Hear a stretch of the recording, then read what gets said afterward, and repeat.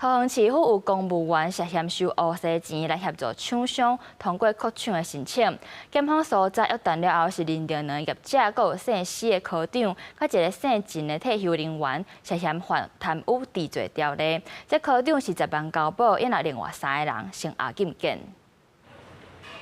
桃园市警法局传出有公务人员涉嫌收乌西钱，检察官向法院申请搜查票，而且发动搜查15搭。甲被告姓肖、甲姓吴业者，甲警法局姓施的科长等7个人带回去，而且约谈证人6个人。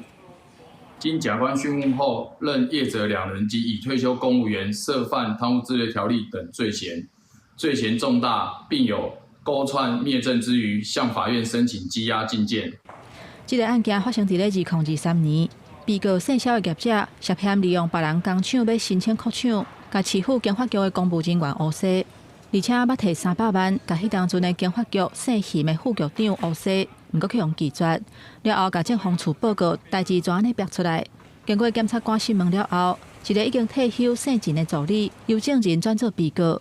检察官认定这2个业者姓施的科长，甲这个姓陈退休的人员4个人涉嫌犯贪污治罪条例。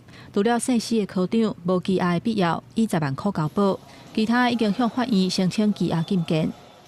本案已经进入了司法的侦办程序了，一切以地检署的说法为准。那本府也会配合相关的调查，看一切勿往勿重。